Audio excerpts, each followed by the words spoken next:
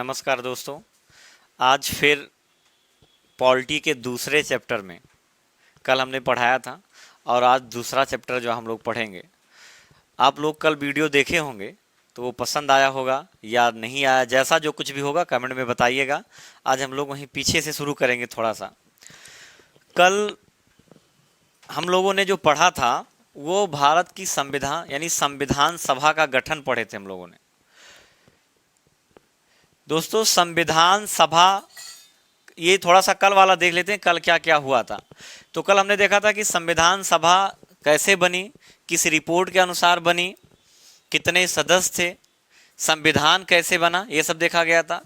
तो कल हमने आपको बताया था कि संविधान सभा का जो गठन हुआ वो कैबिनेट मिशन योजना के द्वारा किया गया। कुल सदस्य संख्या जो थी इसकी 389 थी, जिसमें को दो भागों में बांटा गया था, एक देसी रियासत में और ब्रिटिश प्रांत में। ब्रिटिश प्रांत को जो मिला था हमने बताया था 296 मिला हुआ था, और देसी रियासत को जो मिला हुआ था वो 93 मिला हुआ था। फिर हमने यहाँ पे बताया था कि जो यहाँ पे सदस्यों का जो सीटों का बंटवारा था वो जनसंख्या के आधार पे किया गया था, 10 लाख पर एक सदस्य। क्योंकि ब्रिटिश प्रांत में जनसंख्या ज़्यादा थी लोगों की, इसलिए वहाँ पे ज़्यादा सीटें मिली, और देसी रियासत में जनसंख्या कम थी इसीलिए वहाँ पे कम सीटें मिली। चीज़ और कल थोड़ा छूट गया था, उसको मेंशन कर लीजिए। जो ब्रिटिश प्रांत था उसमें सबसे ज़्यादा सीटें जो हैं वो संयुक्त प्रांत को मिली हुई थी, संयुक्त प्रांत को मिली थी। और ये जो संख्या थी इनकी वो थी 55। और जो देसी रियासतों में सबसे ज्यादा सीटें मिली थी वो मिली हुई थी मैसूर को। सबसे ज्यादा देसी रियासतों में संख्या मिली हुई थी मैसूर को। पूछा गया क्वेश्चन है कि संविधान सभा में सबसे ज्यादा सदस्य संख्या किस प्रांत की थी। ठीक, तो ये संयुक्त प्रांत की थी। अगर ब्रिटिश प्रांत की देखें, अगर दोनों को मिला के देखेंगे तो भी संयुक्त प्रांत की, लेकिन अगर ब्रिटिश प्रांत में जो था वो सबसे ज्यादा संयुक्त प्रांत से 55, और जो देसी रियासतों को मिला हुआ था वो सबसे ज्यादा था जो था वो मैसूर में था। फिर यहाँ पे हमने देखा था कि संविधान सभा यानी जो संविधान बना 2 वर्ष 11 माह 18 दिन में बन के तैयार हुआ। एक जो सबसे ज्यादा रिपीट करने वाली जो चीज है वो कल हम आपको बताए थे, एकदम अंतिम में बता रहे होंगे कि भारतीय संविधान को 2 प्रकार के क्वेश्चन बताए थे। एक, संविधान को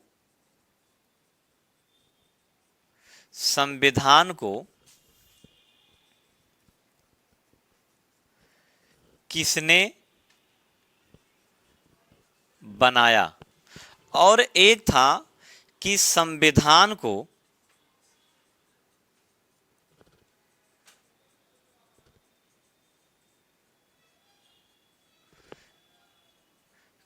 किसने लिखा, यानी who made of Indian constitution और who write of Indian constitution. कल दोनों हमने आपको बताया था। तो अगर ये पूछा जाए किसने बनाया, यानी अगर बनाया पूछे या संविधान का जनक पूछे या संविधान का शिल्पकार पूछे, तो हमने इसको बताया था इसमें होंगे बी आर अम्बेडकर यानी भीमराव अंबेडकर। और यहां पे जो हमने आपको बताया था वो हमने आपको बताया था कि अगर ये पूछे किसने लिखा तो वो होंगे प्रेम बिहारी नारायण रायजादा। ये पुलिस का क्वेश्चन है। कल ही हमने आपको बताया था कि पुलिस में पूछा गया था 2018 जून के महीने में जो पुलिस का पेपर हुआ था उसमें पूछा गया था कि संविधान को किसने लिखा, और उसमें दोनों ऑप्शन थे, भीमराव अंबेडकर भी थे और प्रेम बिहारी नारायण रायजादा भी थे।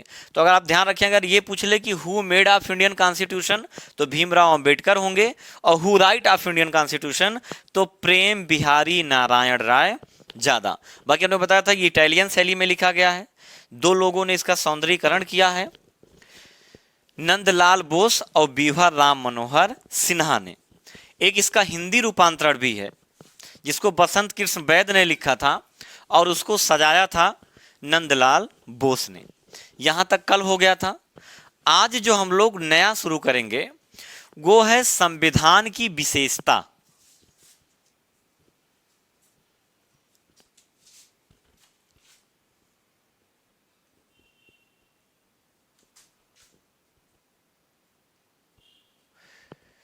देखिए, संविधान की विशेषता में ये बहुत छोटा सा टॉपिक है, देख रहे हैं तो छोटा है लेकिन बहुत बड़ा है, और यहीं से पूरे भारतीय संविधान की रूपरेखा तैयार होती है। यानी भारतीय संविधान का स्वभाव कैसा है, किस प्रकार का संविधान है, क्या क्या विशेषताएं हैं इसकी, सब इसी में हम लोग कवर करेंगे। यहां से वनडे एग्जाम में काफी क्वेश्चन आते हैं, पूछ लेगा कि निम्नलिखित में से कौन संविधान की विशेषता है या कौन संविधान की विशेषता नहीं है। तो यहां पे हमें एक एक लिखते चलेंगे, और चूंकि व्हाइट बोर्ड पे उसका व्याख्या करना है, उसको एक्सप्लेन करना है, तो केवल यहाँ पे हम विशेषता लिखते चलेंगे और उसको हम आपको एक्सप्लेनेशन भी देते चलेंगे, लेकिन व्हाइट बोर्ड पे वो लिखना संभव नहीं है। जैसे पहला तो यही है कि विश्व का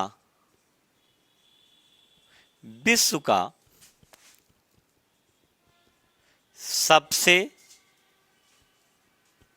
लंबा संविधान।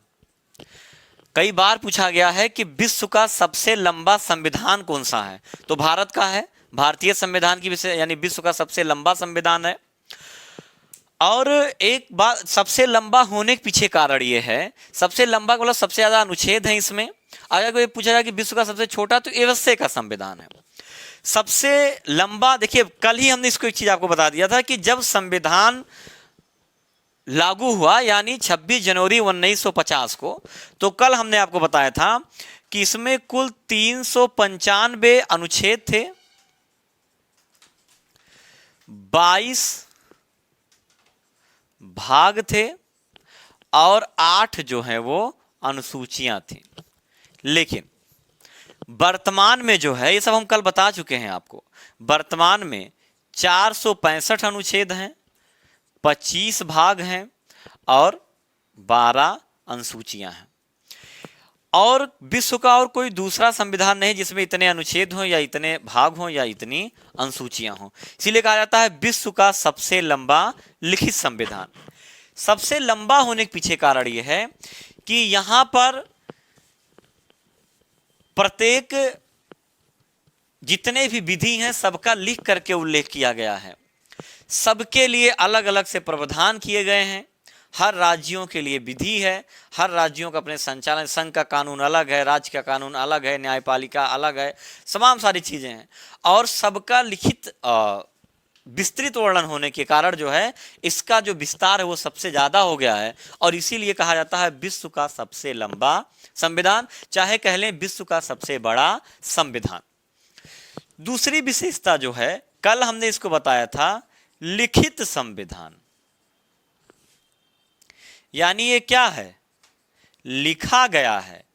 कल इसको हमने बता दिया था कि भारत का संविधान लिखित है और ब्रिटेन का संविधान लिखित नहीं है।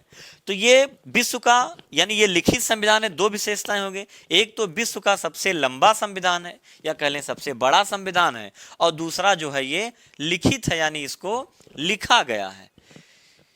तीसरी इसकी जो विशेषता है, जो अभी हाल ही में आया था, टेट का क्वेश्चन है कि कठोर और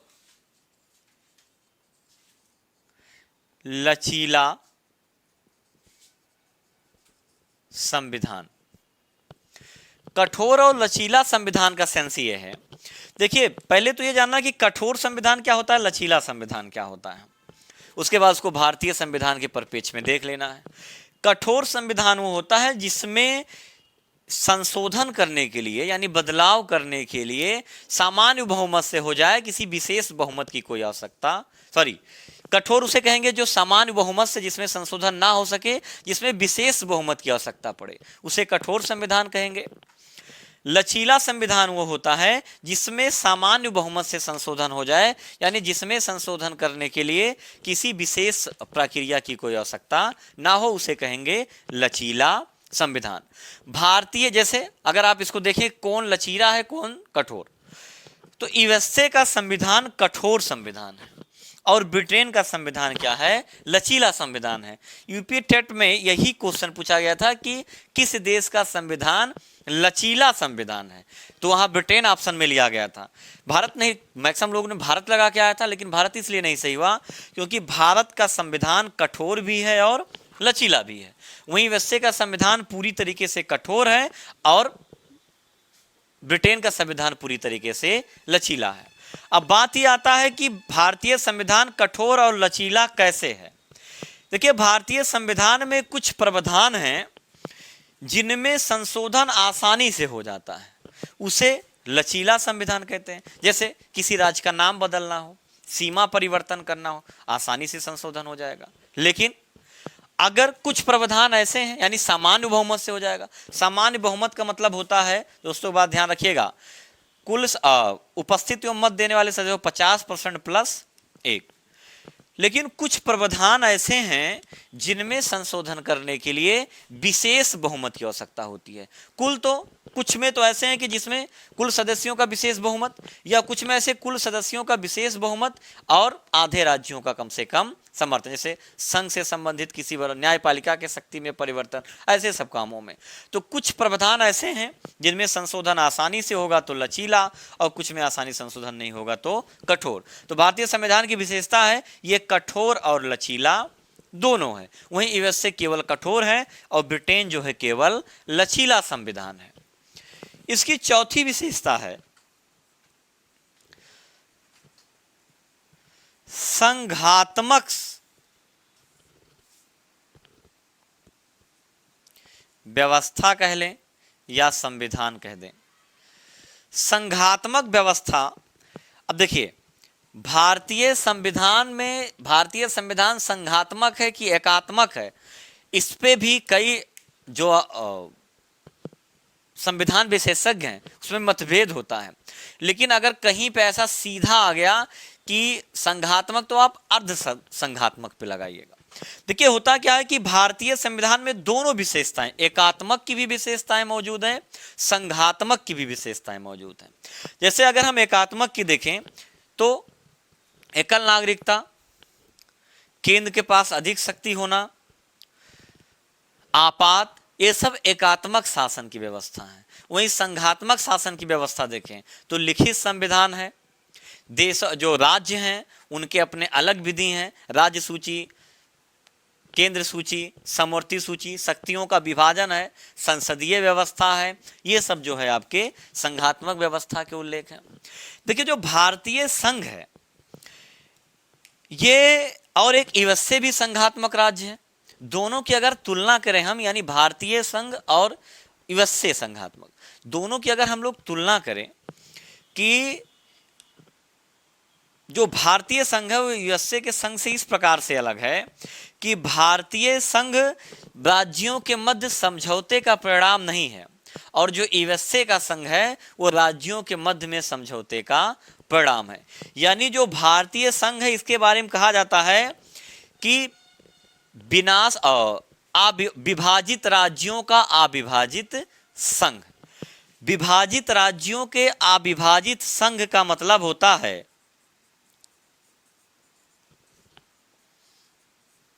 विभाजित राज्यों का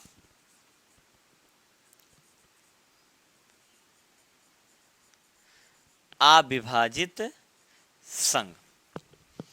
देखिए विभाजित राज्यों का, या इसको हम एक शब्द में कह सकते हैं विनाशकारी राज्यों का, इससे अच्छा अगर हम लिख लें विनाशकारी लिख लें।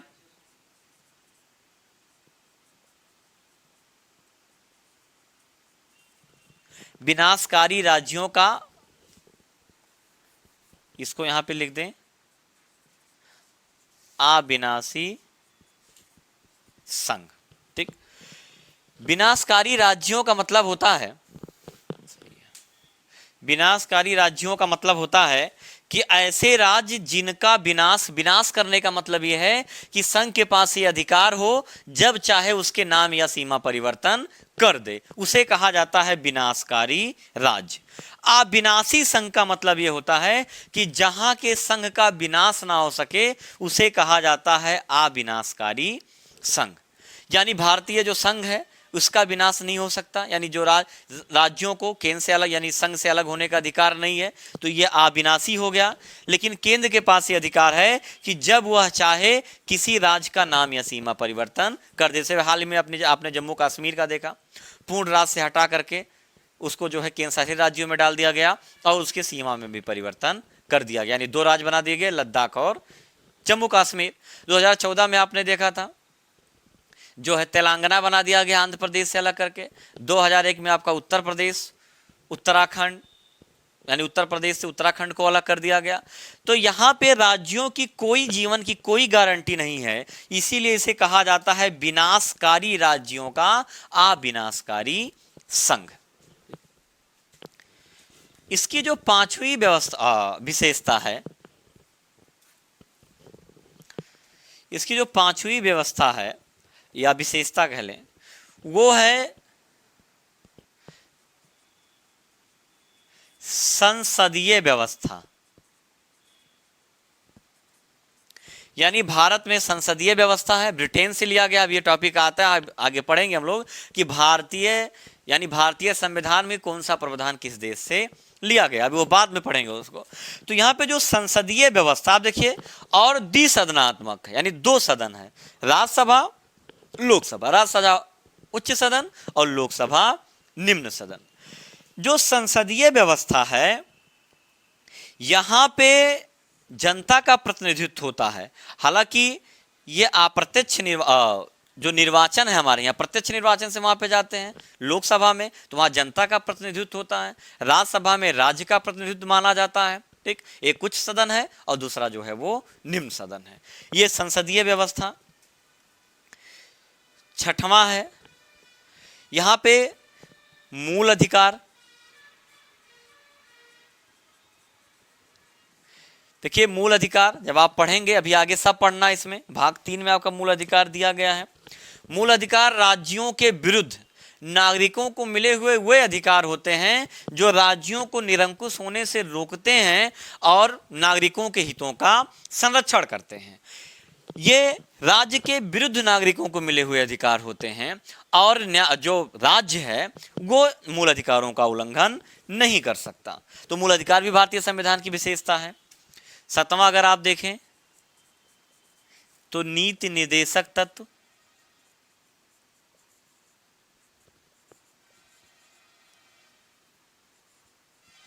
नीति निर्देशक तत्व, नीति निर्देशक तत्व जो है ये भाग 4 में है।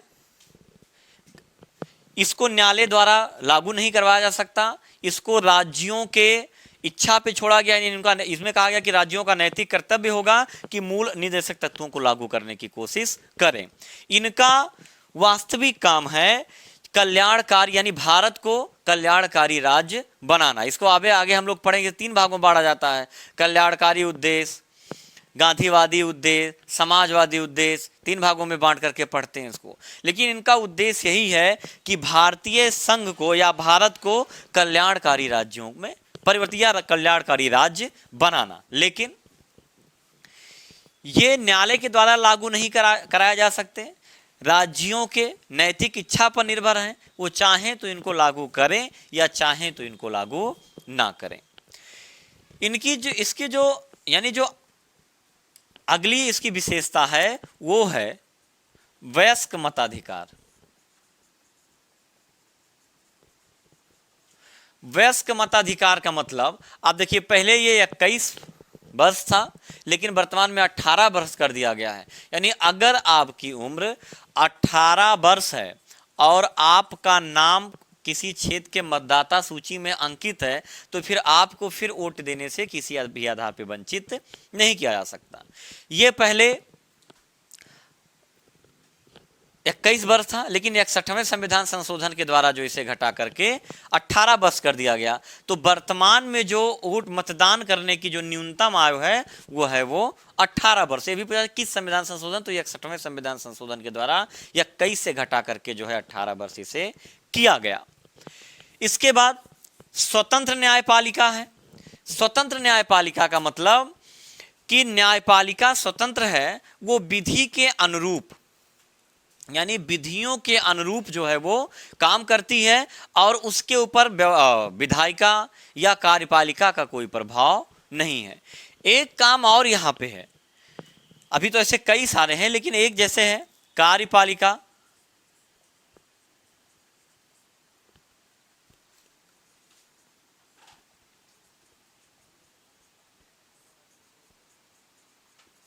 न्यायपालिका,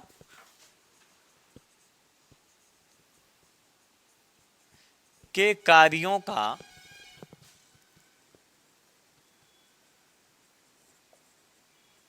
पृथक्करण, पृथक्करण मतलब अलगाव होता है।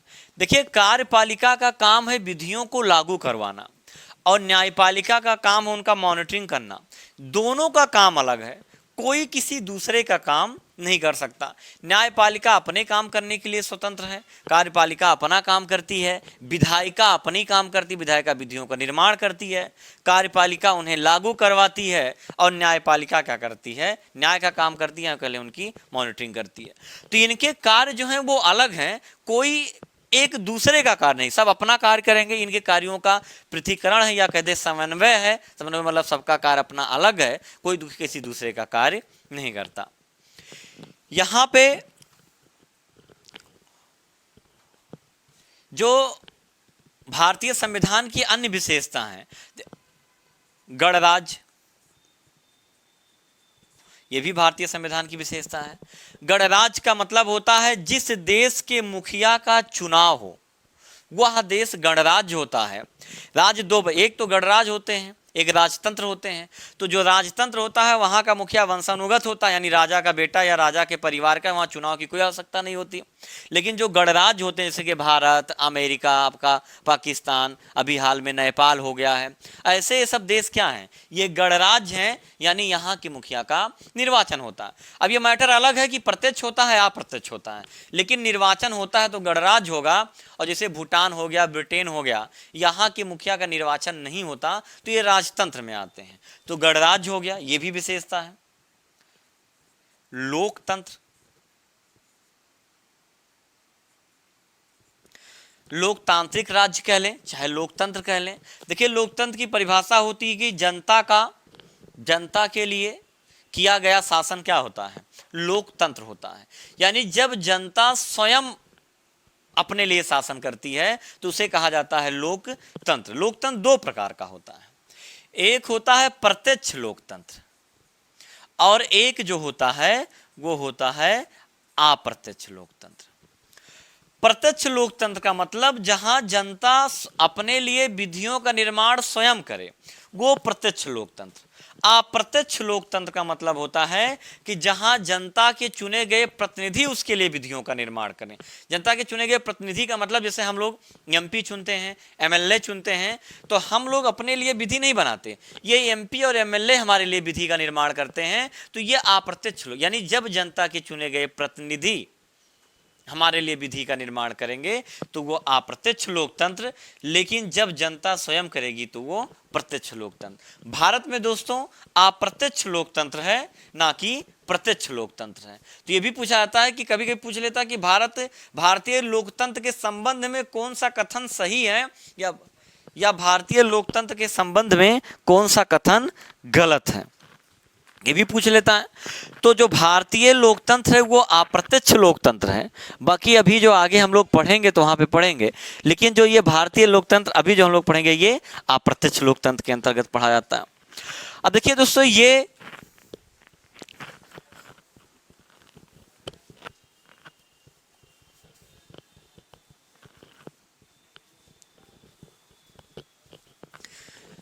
भारतीय संविधान की विशेषता है। हमने पीछे ही बताया था कि यहाँ से जो क्वेश्चन पूछा जाता है वो ऐसे दे देगा चार और पूछ लेगा निम्नलिखित में से कौन संविधान की विशेषता है या कौन संविधान की विशेषता नहीं है।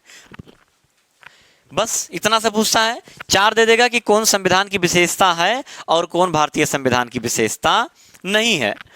दूसरा, यहाँ पे एक अगर इसमें से अगर देखा जाए कि कौन है या कौन नहीं है, अगर एक क्वेश्चन बना लें तो पूछ लिया कि भारतीय संविधान की विशेषता निम्नलिखित में से कौन नहीं है, तो पहला है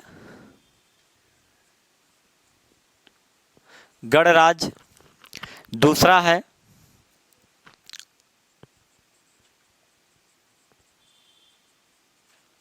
सबसे छोटा संविधान।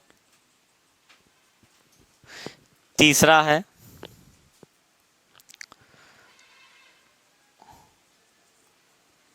संघीय व्यवस्था।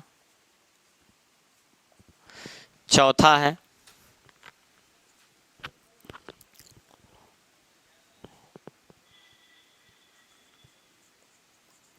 वयस्क मताधिकार। अब इसमें जो प्रश्न था वो ये था कि निम्नलिखित में से कौन भारतीय संविधान की विशेषता नहीं है। तो पीछे बताए गणराज्य है। गणराज्य हमने आपको बताया था जहां के मुखिया का निर्वाचन होता है वो गणराज्य होता है।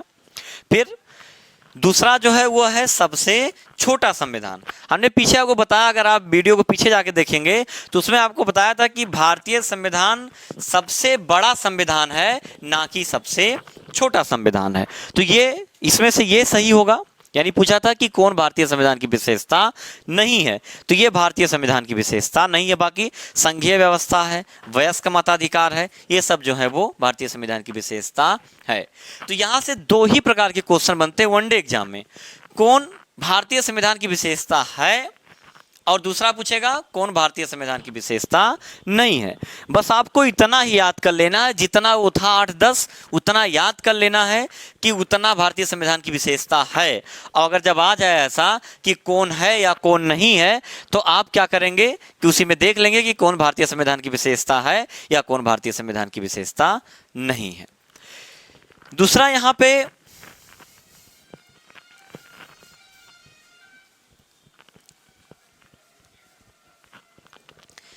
एक क्वेश्चन आपसे पूछता है कि भारतीय संविधान यानी संविधान सभा में जो समितियां बनी थी छोटी छोटी, उन समितियों का किसी एक समिति का नाम दे देगा और पूछेगा इसके अध्यक्ष कौन थे, या किसी एक व्यक्ति का नाम दे देगा और पूछ लेगा इसमें से यानी ये किस समिति के अध्यक्ष थे, या 4 समिति का नाम दे देगा और 4 अध्यक्ष का नाम दे देगा और पूछ लेगा कि ये कौन से जो है ये किस संविधान मैचिंग करना आ जाता है। यानी 4 अध्यक्ष होंगे, 4 समितियां होंगी, वो मैचिंग करवाना आ जाता है कि उनको मैच करवाना होता है, या किसी अध्यक्ष का नाम देकर समिति पूछेगा या किसी समिति का नाम देकर के अध्यक्ष पूछता है। ठीक, तो यहाँ पे बहुत ज़्यादा उसको नहीं करेंगे, उसको मैं आपको पीडीएफ दे दूंगा, लेकिन बस खाली थोड़ा सा यहाँ देख लेते हैं कि कैसे इसको करना होता है, उसके बाद जो है आगे बढ़ेंगे हम लोग। देखिए इसमें जो पूछेगा 2 ही पूछेगा, या तो चाहे हम लोग पहले समिति लिख लें और इधर लिख लें अध्यक्ष, ठीक, और चाहे अध्यक्ष लिखे समिति लिख लें, उससे कोई मतलब नहीं है। पहला जो सबसे महत्वपूर्ण समिति है वो है प्रारूप समिति। बहुत बार पूछा गया है। प्रारूप समिति से 2 प्रकार के क्वेश्चन पूछे जाते हैं। एक कि प्रारूप समिति के अध्यक्ष कौन थे, तो आपको लगभग सबको पता होता है, ये भीमराव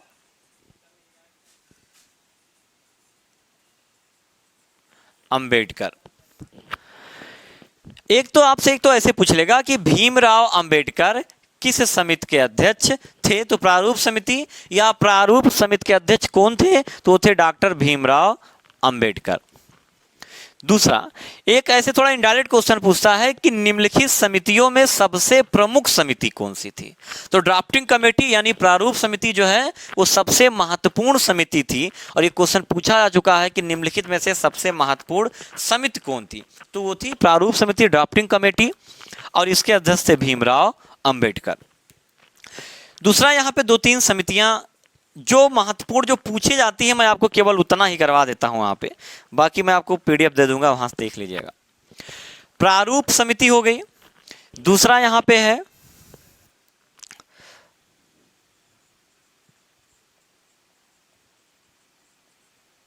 मूल अधिकार समिति, एक है आपका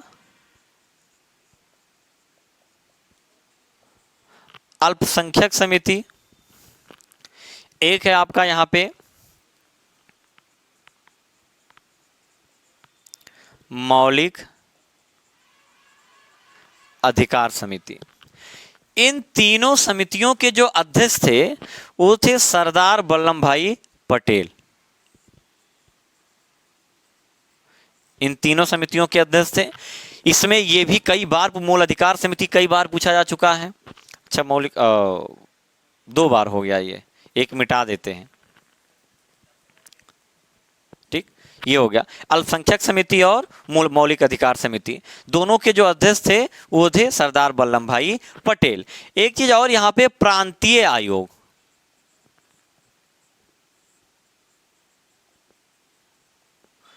प्रांतीय आयोग, इसके भी जो अध्यक्ष थे वो सरदार वल्लभ भाई पटेल। यानी 3 समितियों के अध्यक्ष हो गए ये, प्रांतीय आयोग, अल्पसंख्यक आयोग, मौलिक अधिकार आयोग। इन तीनों के जो अध्यक्ष थे वो से सरदार वल्लभ भाई पटेल।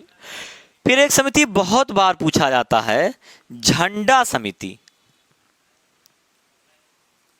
बहुत बार पूछा गया है, रिपीटेड क्वेश्चन है ये। तो इसके जेबी कृपलानी,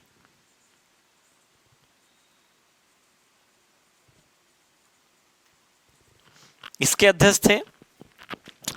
फिर एक समिति पूछता है संघीय समिति।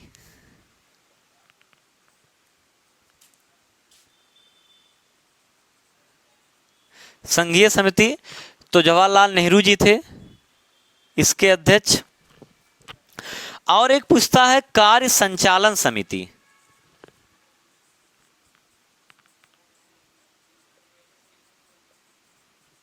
कार्य संचालन समिति तो इसके थे डॉक्टर राजेंद्र प्रसाद।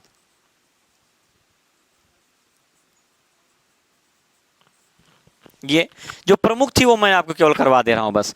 प्रारूप समिति यानी भीमराव अंबेडकर, प्रांतीय आयोग, अल्पसंख्यक समिति और मौलिक अधिकार ये सरदार पटेल यानी सरदार वल्लभ भाई पटेल।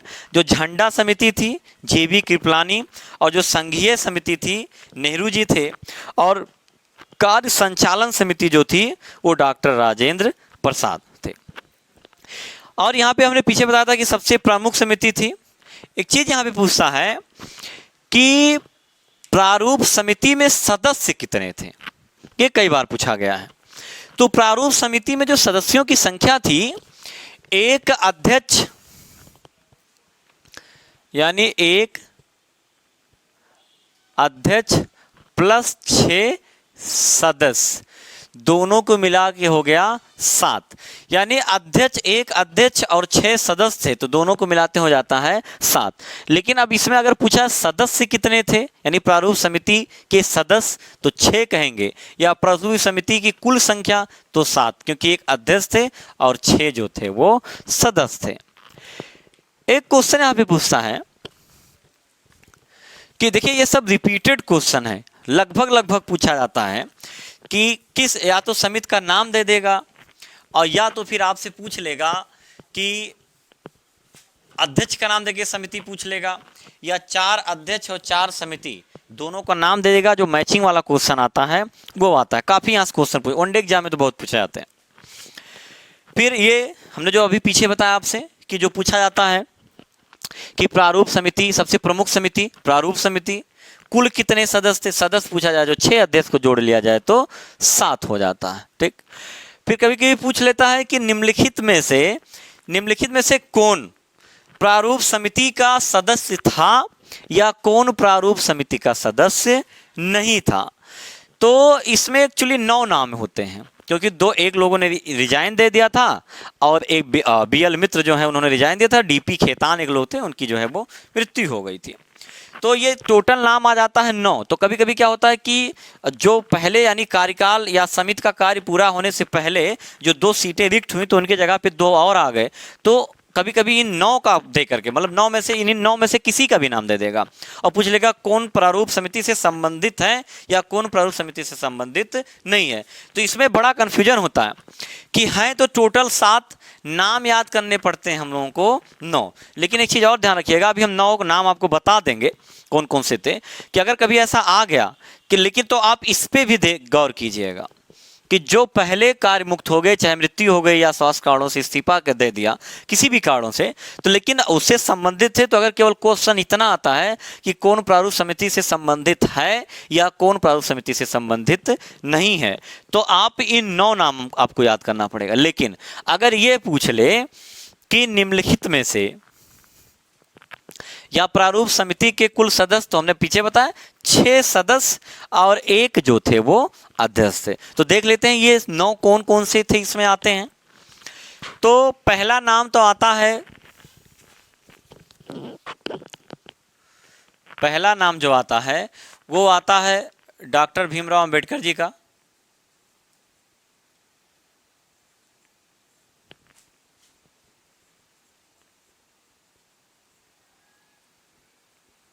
डॉक्टर भीमराव अंबेडकर।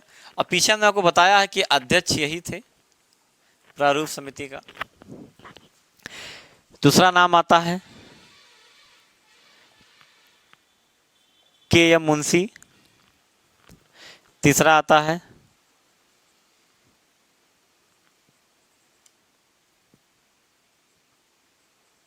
सैयद मोहम्मद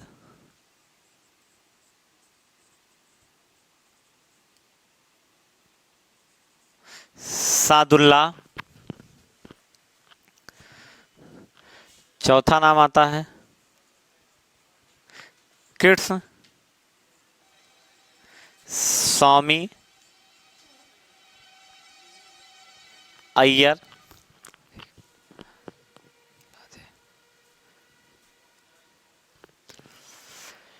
फिर आता है पांचवा नाम जो इसमें आता है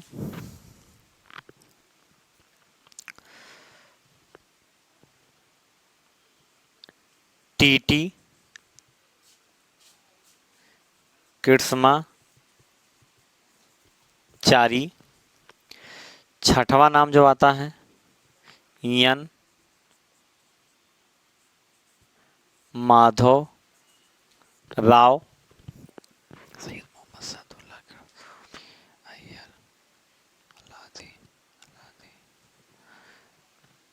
देखिए 7वां है। अब देखिए इसमें जो एक है भीमराव अंबेडकर अध्यक्ष हो गए, के एम मुंशी हो गए, सैयद मोहम्मद सादुल्लाह हो गए, कृष्ण स्वामी अय्यर हो गए, टीटी कृष्णाचारी हो गए और एन माधव राव हो गए। इसमें जो है इन्हीं दोनों के स्थान पर एक के, यानी ये दोनों पहले नहीं थे, ये दोनों पहले नहीं थे, बाद में आए। एक लोग आए बीएल मित्र की जगह पर और एक लोग जो आए वो आए डीपी खेतान की जगह पर। डीपी खेतान की मृत्यु हुई थी, तो ये भी पूछा जाता है कि किसकी मृत्यु हुई थी, तो डीपी खेतान की मृत्यु हुई थी और बीएल मित्र ने जो है स्वास्थ्य कारणों से रिजाइन दे दिया था। तो ये 2 प्रकार से, एक तो ऐसे पूछेगा कि निम्नलिखित में से, और एक लोग थे अयंगर।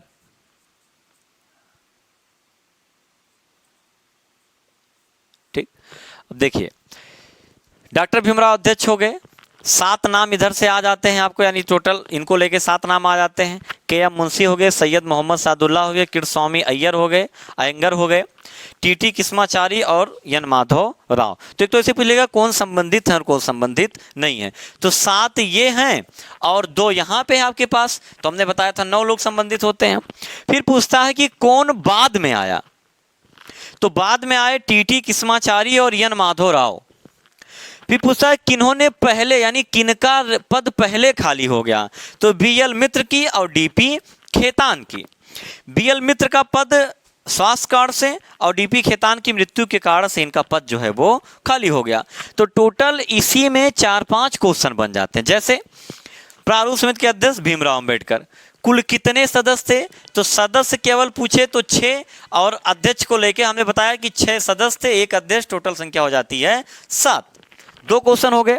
फिर पूछता है कि निम्नलिखित में से कौन प्रारूप समिति का सदस्य था या कौन प्रारूप समिति का सदस्य नहीं था, या कौन प्रारूप समिति से संबंधित है या कौन प्रारूप समिति से संबंधित नहीं है। तो मैं बताया हैं तो 7, लेकिन नाम आपको याद करने हैं कितने के, 9 के, क्योंकि 2 लोग ऐसे थे जिनका पद पहले रिक्त हो गया था, तो संबंधित तो थे, अगर ऐसा पूछा कौन संबंधित है कौन संबंधित नहीं, तो इनका भी उसमें नाम देता है, दे चुका है कई बार।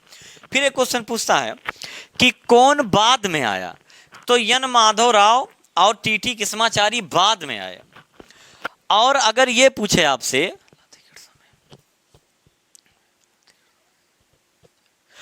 अगर आपसे ये पूछे कि कौन पहले किसका पद रिक्त हो गया, तो बीएल मित्र का पद रिक्त हो गया और डीपी खेतान का पद रिक्त हो गया। ठीक, आज का टॉपिक दोस्तों इतना ही। अगर आपको पसंद आया हो तो लाइक करिए, सब्सक्राइब करिए, और अगर कोई भी कमी हो तो कमेंट करना उसमें आप मत भूलिए। धन्यवाद।